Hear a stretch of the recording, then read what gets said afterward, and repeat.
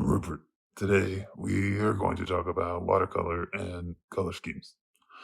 You'll need some paper, some watercolor, colored pencils, and some scissors, and a pencil. Let's check it out. Grab your paper, draw a vertical line, and then another vertical line, dividing your paper into 3 sections. Then draw 7 vertical lines in each section. Mm, kind of vertical. 7 lines that run up and down. So there's one section. Now do the other sections.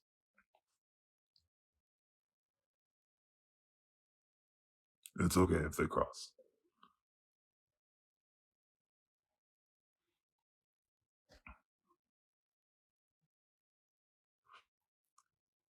Then draw 3 to 4 lines that run left to right, or right to left, I guess. 3, 4. Okay. Now grab either a black colored pen, not your scissors. Come on. A black colored pencil, or just a dark colored pencil, and you're going to go over your lines very quickly, just like that. Now cut along the 2 vertical lines that you drew at the very beginning, dividing it into 3 sections. Ha ha ha. Very good. Let's get started on the watercolor. Okay. Let's see what we're working with. And, uh, whoa. Uh, not cool. We need to clean this out pronto. Let's take it to the sink. First, take out your paint pouches, paint cups, whatever. We'll go into the sink. It's kind of hard when you don't have legs. Okay. Run the hot water, let all that pigment soak up. Take your scrubber, scrub everything out, make it nice and clean, just like that. Okay, the snap was a little off. Go ahead and throw that stuff back in there. It's real important that you have a clean tray.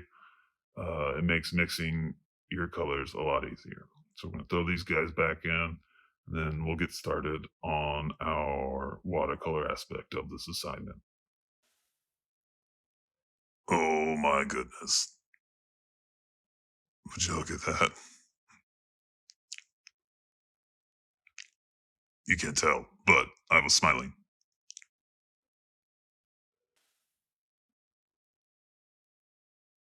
Okay, let's get started. Grab some of your paper. Okay, so we've chose one of the papers. Now we're going to get ready for a monochromatic color scheme. Monochromatic means of one color. So the color that I chose, was purple. So what I need to do is mix a lot of purple first. So I'm getting a lot of red. I'm going to clean my brush out. And there was no red marks on the paper towel, so the brush is clean. Now I'm grabbing some blue. And I'm sort of twisting the brush around, agitating that pigment, making sure it mixes up real well. And I'm going to get a lot of blue.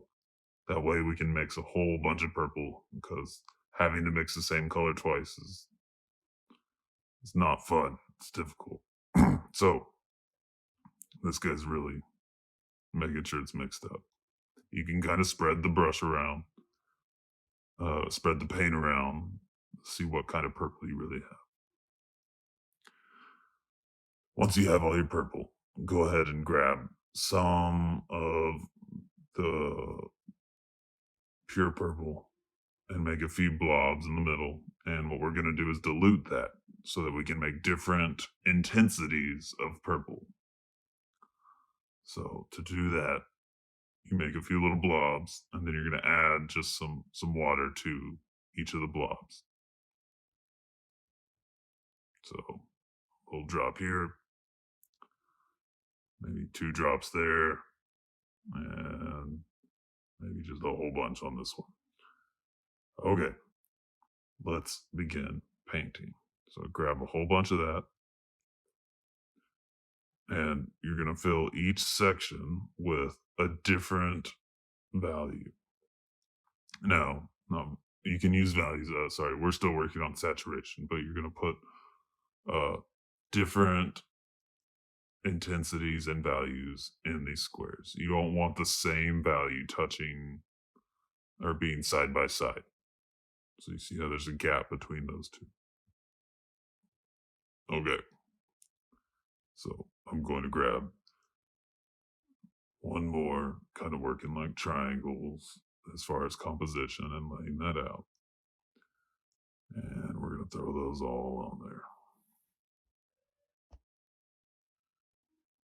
And we're there. Oh, we're almost done.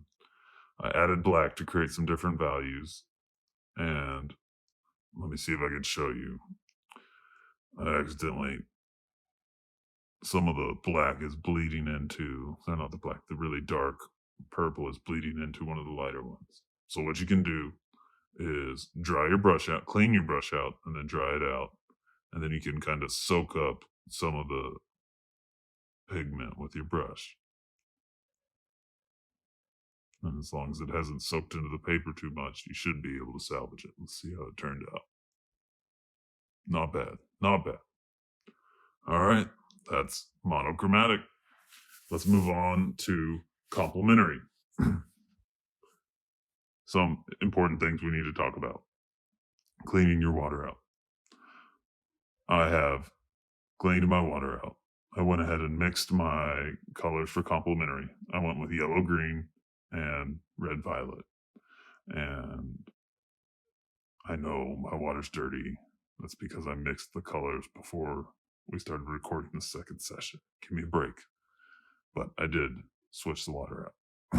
So I'm going to go ahead and grab my pencil and extend some of these lines to help create a better composition. I'm going to do that and that. And yeah, I like this right here. Okay, same rules apply. No two colors next to each other. No two of the same intensities or saturations.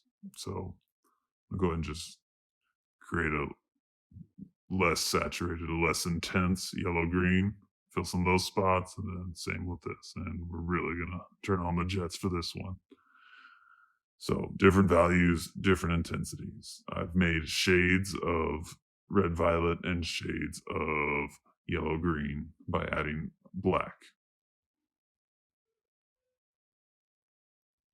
And that one was a little too close of the same, so I'm going to put a different value of yellow, green over there. And that's your complementary. Hey, this one is the color triad. That's when four colors are, not four, three colors, three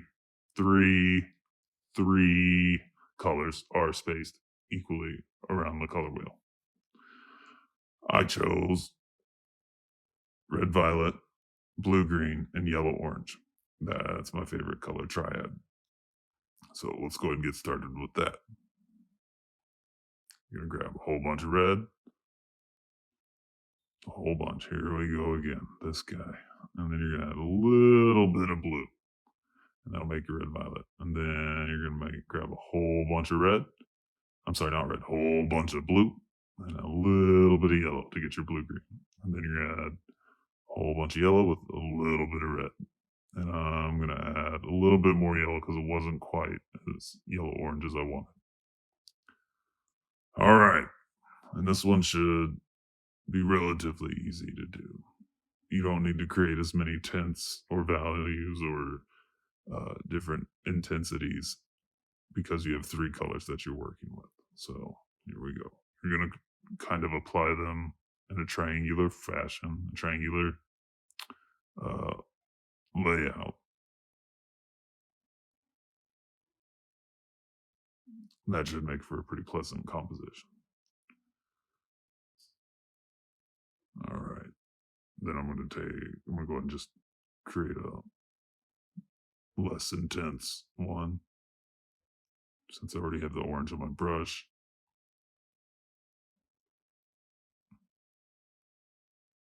less intense, not quite as orange. And then I'm coming in with the blue green. Here we go.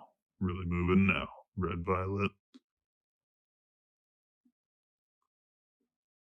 It's good stuff. And just like that, you're done. Now that we've finished, we need to make sure it dries out completely. This is how I let things dry. And that is your finished product. You have monochromatic, complementary, and a color triad.